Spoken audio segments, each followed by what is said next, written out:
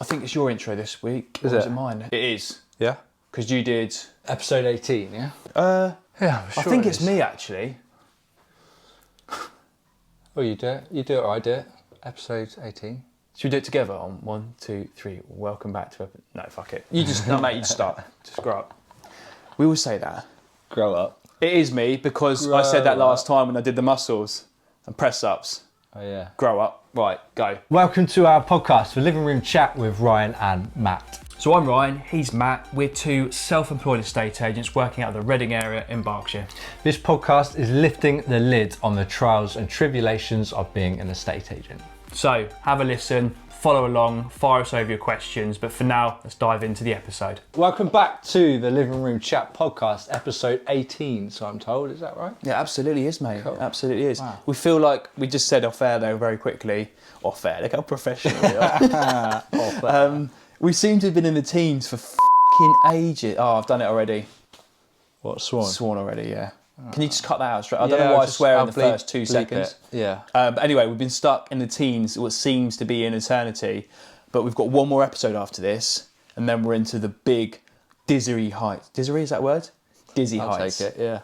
Of the 20s. Of the 20s, yeah, pushing on. But there we go. Let's focus on episode 18 for now. What have we got? What have Mate, we we've got some great stuff to chat about. All life as self-employed estate agents. Yeah.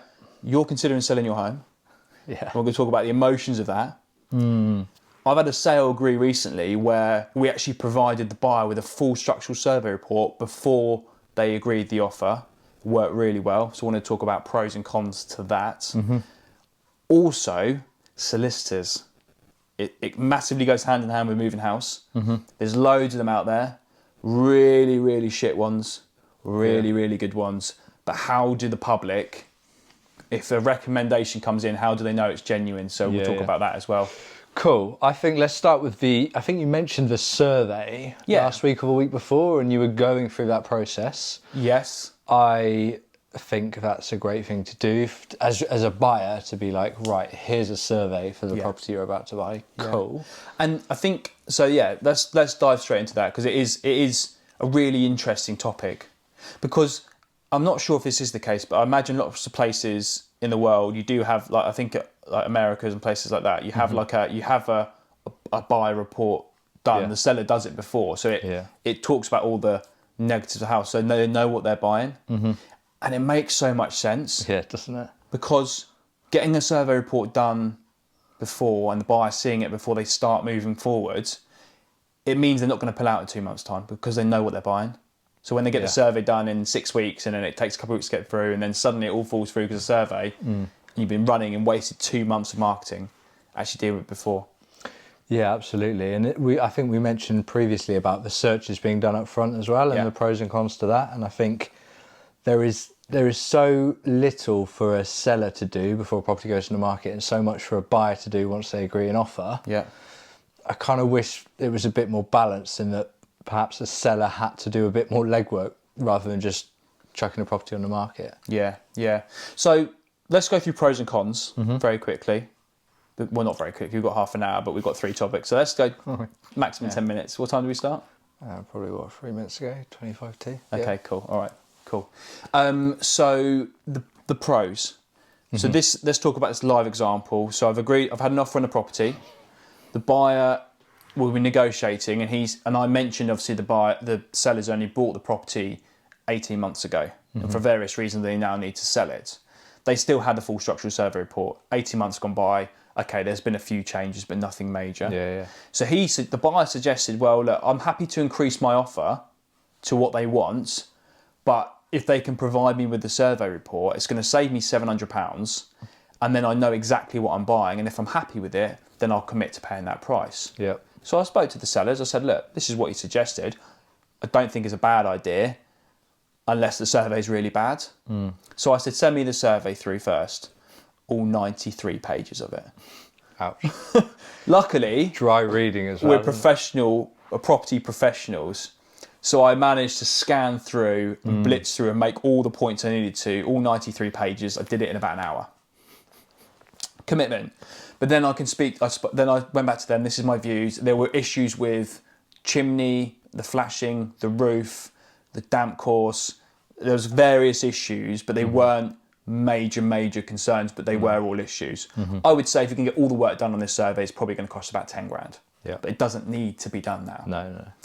So I went through it with them, took all my notes down, went back to the bar and said, look, I'm going to send you the report. Surveyors love to use very fluffy language to cover themselves. It does come across as pretty bad, but this is my views, this is my points, this is the seller's views. I'm going to email you my points. I'm going to email you the full survey report.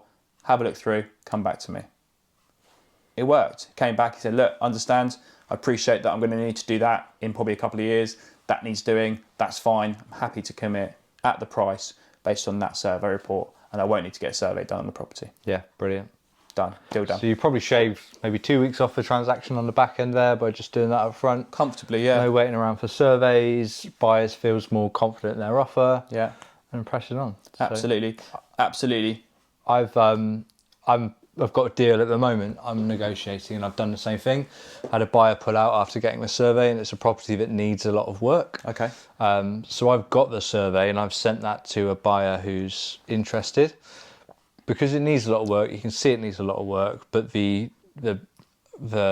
sort of synopsis of the survey report was it's a fair price considering the work that needs to be done. So I was like, I've got this survey report, have a look at it, make sure you're happy before I take it off the market, get further down the road and accept the offer. Fantastic.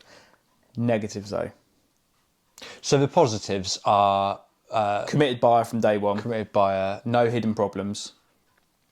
No hidden issues further down the line because everything's up front. Yeah. Can save probably 2 or 3 weeks of the transaction.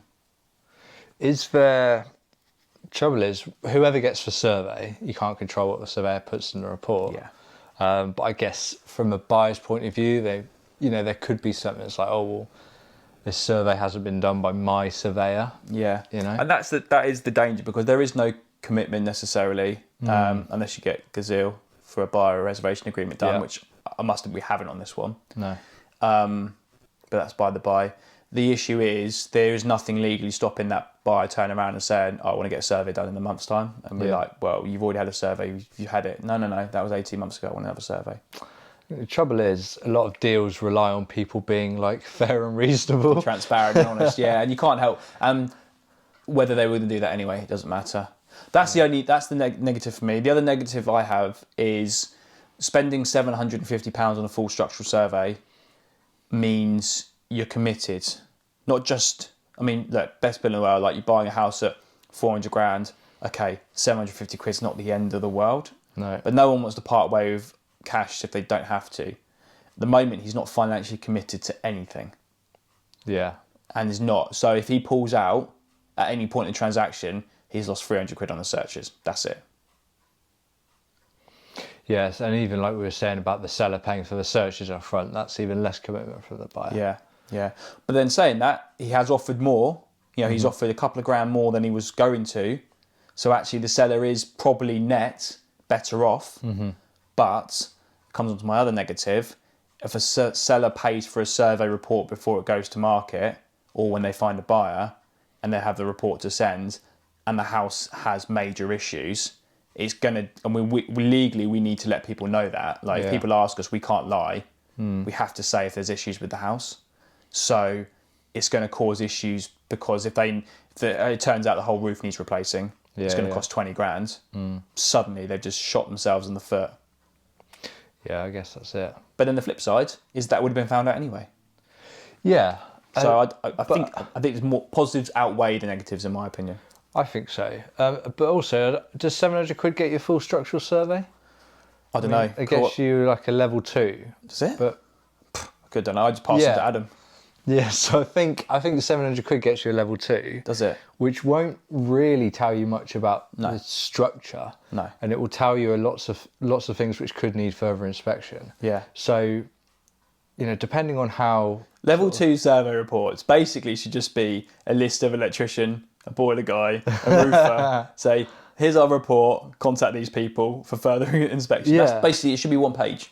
Basically, yeah. And the language in that is a bit a bit scary sometimes. But I get it, because most people aren't used, how many times do you buy a house in a lifetime? Yeah. Not very often. How many times do you hear of houses just falling down? Never. Yeah. And that's what I said to this buyer. Okay, like, there's general wear and tear that this house is 100 years old. Yeah. It's still standing 100 years later. It ain't going nowhere. No. It ain't going nowhere. But the roof might collapse. Yeah. And you might have damp, because there's no damp course. But there is damp course. But anyway, blah, blah, blah. So, but yeah, I think overall it's a positive. It just got me thinking, is that a way the world can move forward? Like, I say the world, the English way of selling houses. I wish in this country we had sellers do the searches up front, given to the buyer as soon as an offer's agreed, and the buyer had to pay a 1% deposit on offer agreed. Yeah, I wish those two things existed. It would cut out the crap, wouldn't it? Yeah, all of buyers. the kind of uncertainty and messing around. Yeah, it would kind of just all go. Yeah, absolutely. But that's not the world we live in. No, it's not. But after we make our millions, maybe we can go into business, a separate business, other than the estate agency, other than podcast. Podcast not a business, it's fun, free therapy. There we go, got it in. We could start a business, a petition to change the buying structure in the UK. We'd be famous. I wonder how many signatures you can get on a Parliament petition for that. Probably not a lot. Probably not a lot, yeah. Probably people don't give a fuck, yeah. There's other things to worry about in life, like rising energy bills and bloody wars and shit. So yeah, who cares about houses? But it's the biggest single asset you ever own, but it doesn't matter, does it? It's just bricks and mortar. So you mentioned, we're talking about sellers, houses, stuff like that. I'm going to be selling this place. Here we go. Soon. Here we go. Who are you going to instruct as your agent? Well, I don't know, mate. I don't know, because I can't sell it myself. Why? Too emotionally attached. Well, I am.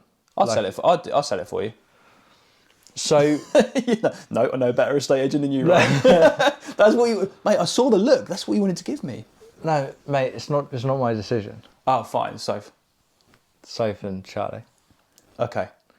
I like the same strategy is going to be followed. Whoever sells it. If you want to do the viewings for me here. Well, if you don't want to be emotionally attached to it, I'm happy to cover viewings for you.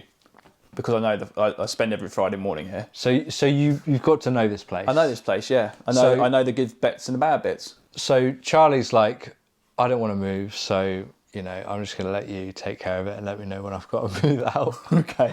Sophie's like, oh, we need to touch at this, we need to touch at that, we need to fix this, we need to fix that. Yeah. And I'm like, I don't know what to do. Yeah. I don't, I could spend forever like touching things up and trying to make this house as close to brand new as possible. Yeah. Like, what if you were coming around as an estate agent? Yeah. Looking around this place. Yeah. Sitting on that sofa, schmoozing me, and advising. Well, Mr. Barrell. Lovely house. Matthew Barrell. We talked about last one. Matt, I love your apartment. I love what you. I don't know why I've got a big camp. I love it. You mirror your client, don't you?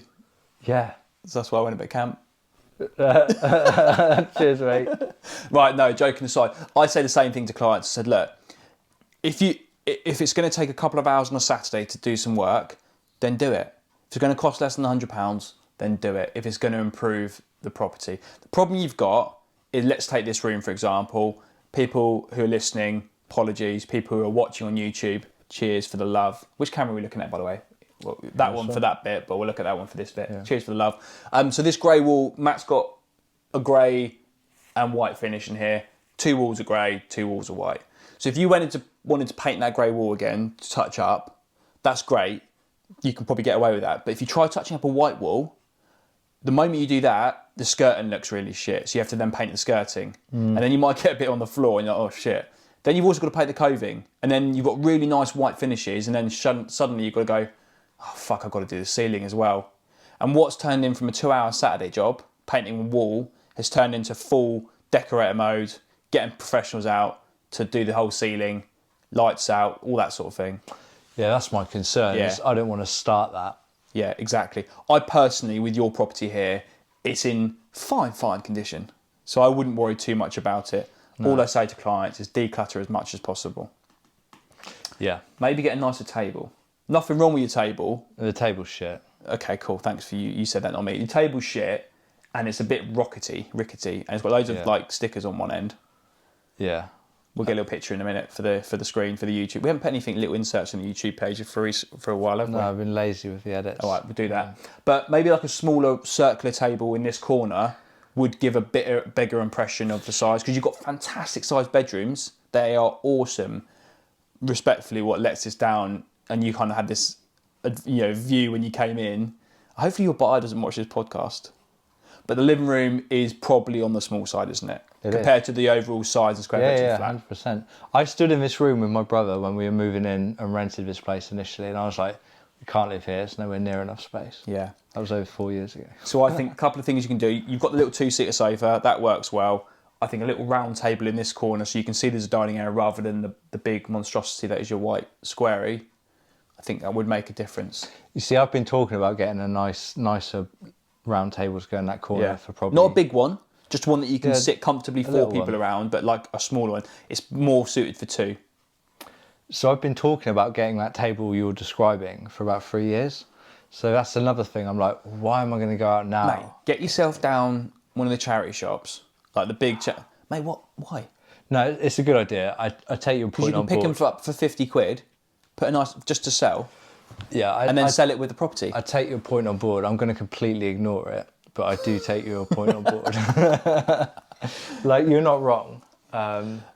For the house itself... Stuff like this. Well, no one can see what you're pointing at, bud. Right. Matt's skirting board has just come away from the wall. Yeah. I would get some... So I can fix that. Mate, get some what's the really cool glue called? Gorilla Glue. A really cool glue. Gorilla Glue, isn't it? Is it Gorilla? Yeah. Get some Gorilla Glue on that. Yeah. Sort it out. I'm sure other brands are available. So do that. But obviously, we've talked a lot about your property. I think it's fine, mate, to be honest with you. Just touch-up jobs everywhere. Yeah. Talk to me about the emotions of what you're... Bear in mind you do this for a living. Mm-hmm. You're at the early stages of considering selling and considering a move. Mm-hmm. What have you done so far? What's your thought process? What's your next steps? Because I think it'll be useful for people who are considering selling to listen to. Yeah, so I'm very conscious of how emotionally attached I am to this property. And I'm also conscious, having worked with so many clients, that perhaps I value this property and not everyone is going to see the same value in it that I do. Yeah. So I'm trying to keep that in mind and be realistic when I'm talking about price and who I expect to come along and buy this eventually. So there's that side to it, and I'm also just kind of a bit nervous about it all and kind of looking at the working backwards time-wise, and there's I'm trying to make this as straightforward as possible. Yeah. But obviously I'm going to move somewhere, Charlie's going to move somewhere else, so there's kind of that.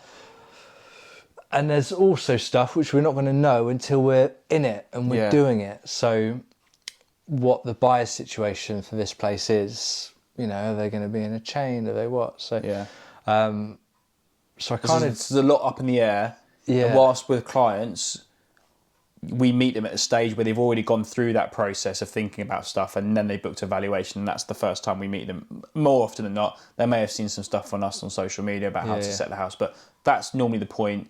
Booking evaluation, they're going to go on the market soon, and they kind of have all this mindset that you're going through now have already been done. We've done that, yeah. So you're in that latter stage that we don't necessarily see as estate agents.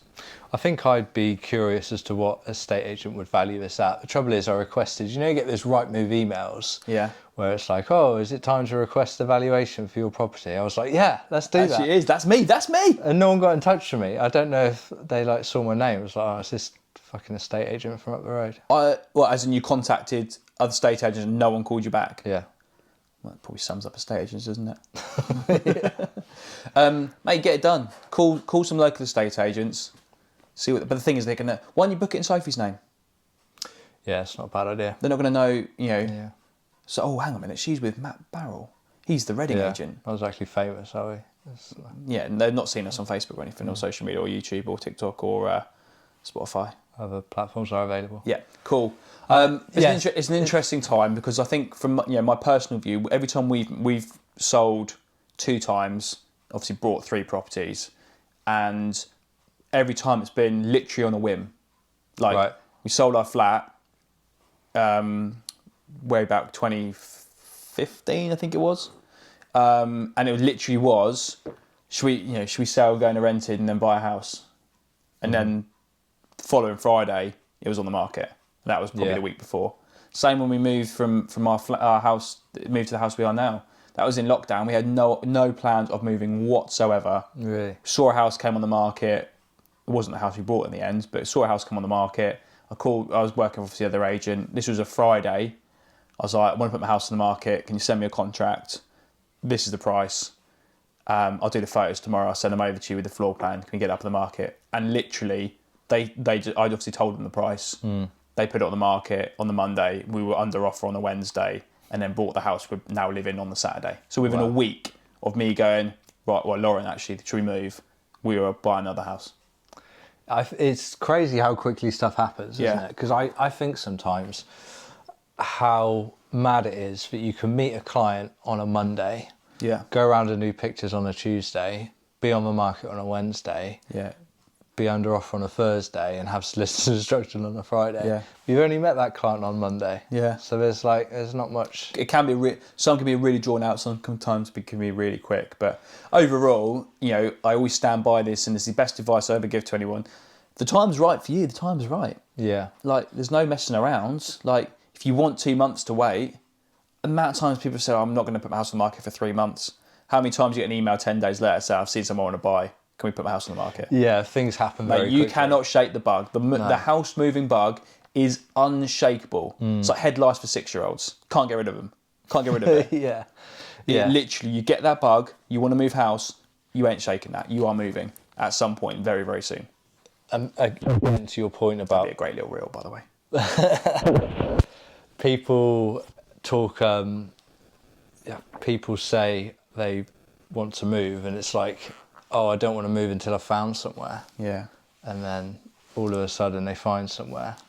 That's a whole different topic, isn't it? Yeah, I know we've talked about that before, but let's move on. Yeah, let's talk about next episode, another episode. Yeah. The most common question we ever get asked is, do I buy, do I sell first? That's a whole segment in its own right. Yeah, next week.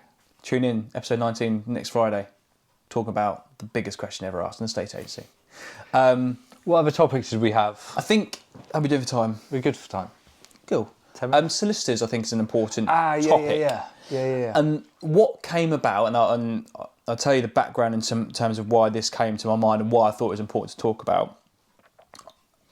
Fortunately, I've agreed more sales in the last 3 weeks than I've probably done this year, which is brilliant. Fantastic. So I'm straight back into, I've got mortgage brokers I recommend, I've got utilities that I recommend, I've got solicitors that I recommend. I feel my recommendation to solicitors are absolutely genuine. Mm-hmm. I recommend 2 local solicitors in Reading. One who's I've personally done work with. He was my solicitor when I moved. Mm-hmm. I know him on first name terms. I text him or WhatsApp. I've been out of a beer with him. I know him really well. Same with the other solicitor. Part of my networking group. I go direct to the solicitor, email Sarah and say, look, can you get a quote to these guys? I trust them. I'm genuine. I get nothing back financially from that. Mm-hmm. The problem I've got with people being recommended solicitors by estate agents is they always take kickbacks, and they're getting paid £300, £400, £500 sometimes per case. And they're saying we recommend them, we trust them, we love them. We got that they do right by us because we give them so much business. Bollocks. You're being told by your head office to charge people more money to use a shit conveyancer because you get a cut from it. You don't care. But how do buyers know that? How do they see what's genuine and what's not? My recommendations to Harrison's and Dexter Montague and Reading are genuine recommendations for the good of the client. But how would a buyer know that I'm not just getting kickbacks and I don't really care? Yeah, I think it's hard if you're a buyer because the exposure of solicitors is not the same as estate agents. You can build up a picture of an estate agent, you see the boards, you see the office, you can read reviews online, you can view properties with an agent and form an opinion. And you try before you buy because you could spend as much time as you want with an estate agent before actually making a decision on which one you want to use. Yeah. Whereas solicitors, you don't. You speak to them on the phone, normally not the solicitor, normally it's like the receptionist or the paralegal who will quote you, and that's all you have to go on, other than recommendations or reviews. So it's easier to believe that all solicitors are the same. So, we have it when we agree a sale. People, oh no, I haven't got a solicitor. Send me a quote and I'll get some quotes. I'm always like, here we go. Yeah. Quotes, and you look at them all and they're laid out. This is your legal fees, this is your VAT, this is your searches, this is your AML check. Yeah. And understandably, people think, oh, well, this one's the cheapest. Yeah. They're all he's doing 800, he's 1800. I'm not going with him. I'll go with that one. Yeah. And that could possibly be the worst decision to make. And that will cost you time, that will potentially cost you the sale. Yeah. In my experience, obviously our businesses are relatively new. I'm working with a few different solicitors, and I'm still figuring out who I can work with, how I want to work. So their communication is good, their service is good, I can trust them. When I first started the business, I was referring a solicitor who ended up charging my clients for extra bits and pieces, which I didn't know about. Yeah. I ended up picking up the tab for those clients because I just wasn't okay with Matt's referred me to this solicitor and now they're charging me for this. Yeah. I just couldn't. You couldn't sleep at night knowing that we take pride in our honesty and integrity of our clients, and you couldn't let them believe that you'd misled them. No, exactly. Because you genuinely hadn't. And this happened probably on 4 deals last year. We had this chat, and I said, look, I appreciate where you're coming from, but don't fucking pay those bills because that's the solicitors. That they should take up with them. That's right. Yeah. And I know, and just don't recommend them again, but you just have to deal with it. Yeah. So But I know you didn't. Like always, you go, yeah, great advice, Ryan. I'm not going to take it though. like I said, it wasn't I didn't have to pay it. No, I know you didn't, but that's the sort of person you are. Yeah. Just a nice guy. Just a nice guy. So if you want to move house, call me. Yeah, and I'll he'll pay for all of your stuff if you're not happy with the He'll pay your service. estate agency fee for you. Yeah, I work for So free. with Matt for free, yeah.